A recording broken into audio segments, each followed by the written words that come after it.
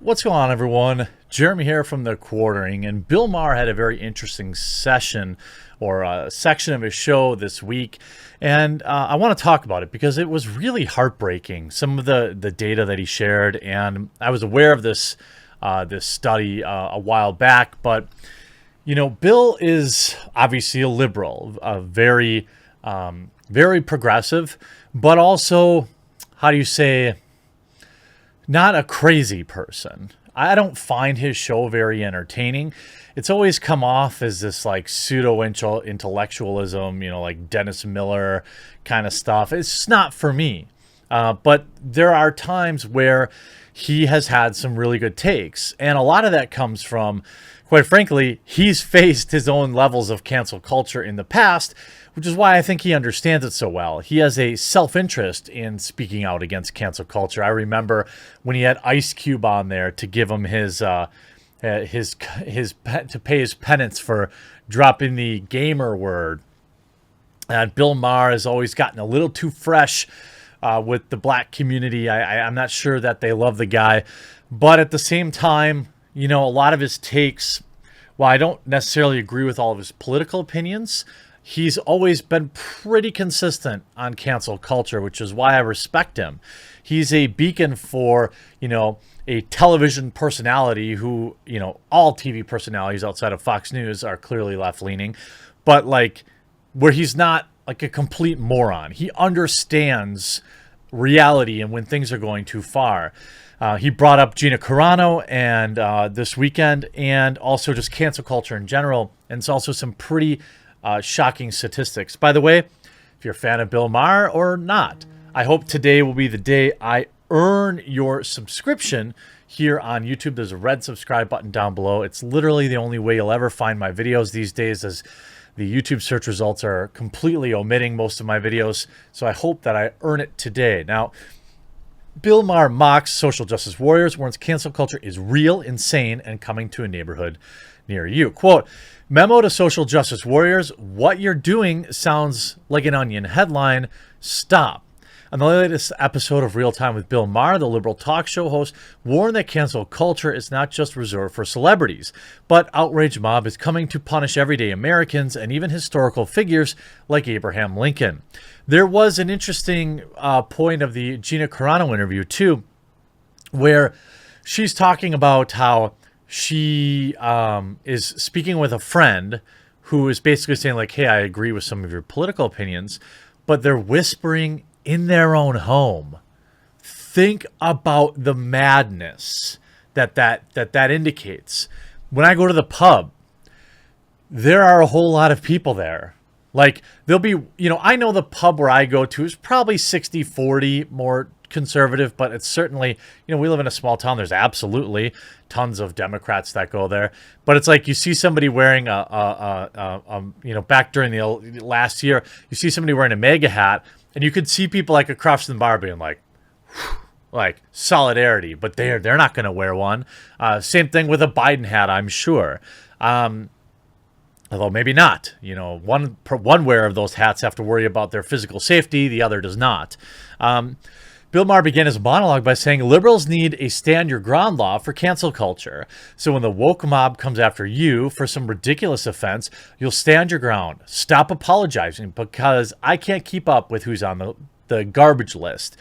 Cancel culture is real, it's insane, and it's growing exponentially, and it's coming to a neighborhood near you. He cautioned, if you think it's just for celebrities, no. In an era where everyone is online, everyone is a public figure. He talked about the unfortunate situation with Emmanuel Cafferty, a Hispanic man who was fired from his job at San Diego Gas and Electric in May after a photo of him went viral online where Cafferty had his hands out of the window in the truck of an okay hand position, while some argue the hallmark of the white supremes and the ADL declared to be a symbol of hate. Of course, Cafferty was said to be cracking his knuckles, and there was no intent behind it. Maher joked he wasn't making a hand gesture. He was probably flicking a booger. Also, again, a Hispanic man, pretty terrible for somebody to worship the white race as.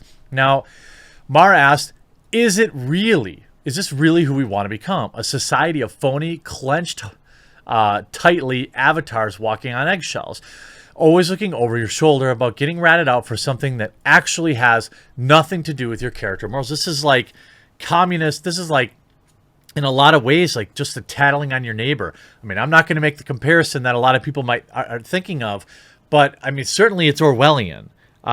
It's a big reason why a lot of people are leaving the city and they're moving out to the country, where people aren't crazy and people aren't pushing, skimming through people's social media histories and forcing people. Like, I play in a darts league and a bowling league, a wide variety of political opinions on both. Guess what? We never talk about politics. We talk about local sports. We talk about the weather, and everyone gets along and everyone has a good time. That's like normal person behavior. The HBO host question: think about everything you've ever texted, emailed, searched for, tweeted, blogged, or said in passing, or now even just witnessed. Someone had a Confederate flag in their dorm room in 1990 and you didn't do anything? You laughed at a Woody Allen movie? Maher amended the renowned quote accredited Andy Warhol from "everyone will have 15 minutes of fame" to "everyone will have 15 minutes of shame." He then cited the Cato Institute, and this is the real sad part, from July, that found that 62% of Americans said that the current political environment prevents them from voicing their political opinions because others might find them offensive. Full stop. Think about that. Is that the world that you want to live in? Of course not. That tells you a lot about who's in power and who you should be fighting back against. I mean, it's so insane to me that when I grew up 18, 19, 20, I was first starting to get kind of my political feet. The first time you're able to vote, it's a big deal here in America. And to some people, maybe not to everybody, but to me it was. And so you start to get mildly political. And of course, the saying goes, if you don't vote Democrat when you're 18, you have no heart. And if you don't vote Republican when you're, 40 or something, you have no brain or something like, when you're 18, you're emotional. You're voting on that, which lends itself to voting Democratic. They run on a lot of the feelings type stuff. But the idea, when I was voting, as a liberal in 18, 19, 20, it was like I was anti-censorship, anti-corporation, pro-gay rights. Now these things aren't even like a left issue anymore, a Democratic issue anymore. Why are conservatives the ones fighting for free speech? This is not the conservative party I remember. The Overton window has shifted so far that basically every liberal I knew now is classified as a conservative, whether they like it or not, because, apparently, that's how far things have shifted. Republicans were the group most likely to practice self-censorship, while, quote, strong liberals were the only ideological group in the country who held a majority in feeling they could freely express convictions without fear of retribution. Well, ask Gina Carano about that. I wish we could go back to a time when I had no idea who actor and actresses and musicians liked politically. Yes, you could deconstruct the lyrics of a song, or you're listening to the Lawrence Arms, or 15, or, when you're young, listen to punk groups, listen to NoFX. You don't need to question what side of the aisle they're on.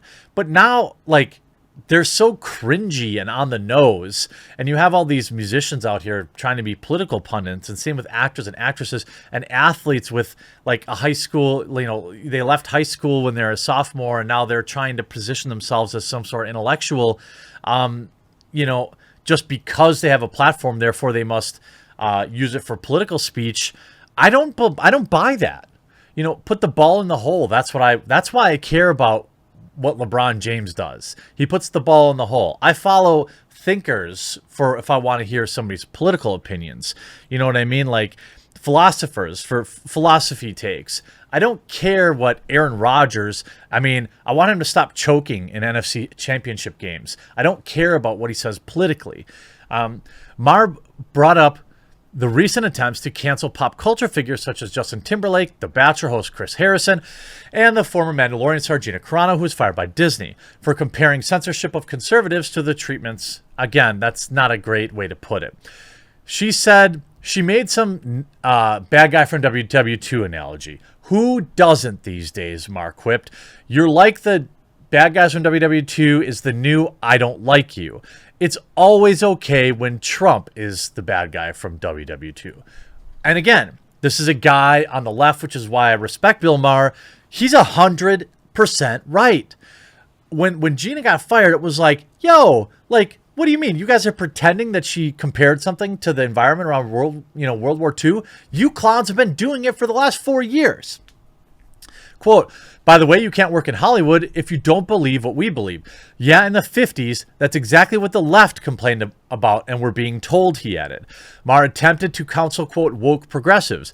Mature people understand humans are continually evolving, as opposed to Wokeville, where they're always shocked we didn't emerge enlightened from the primordial ooze. Maher ridiculed the campaign to erase the name of President George Washington Abraham Lincoln from school buildings in San Francisco by education officials, as well as an effort to remove statues of Lincoln in Chicago. The land of Lincoln might cancel Lincoln, Maher said of President who signed the Emancipation Proclamation.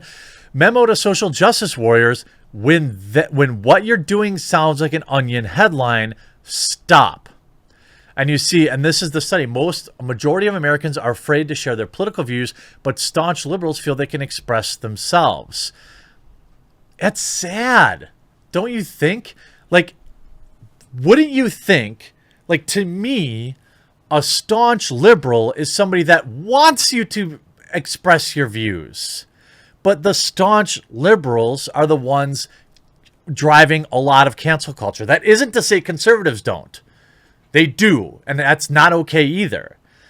But the ones with the power to actually cancel people are right now people on the left. And when I considered myself a liberal, it was like, whoa, let's not, like, hey man, everyone's got a right to their opinion. Let's just disagree, agree to disagree. I'll see you at the voting poll. But, like, that's not where we're living now. Self-identified Republicans were at the highest percentage to practice self-censorship at 77%. Is that okay? Do you think that that's a healthy environment to be in, where people are afraid to just express milquetoast political takes? I, for one, don't think it is. And if you have friends who, oppose you, this whole idea of I'm unfriending people on Facebook because they're a Joe Biden fan, that's cringe and weak. You don't have to interact with their political posts. In fact, you should be reaching out to friends of yours who have opposing political views to let them know that, hey, I disagree with your political posts, but, like, that's not what our friendship is found on. That's not what our relationship was built on. So don't make it the entirety of what it exists in today. I hope you enjoyed this video. We'll talk to you again real soon.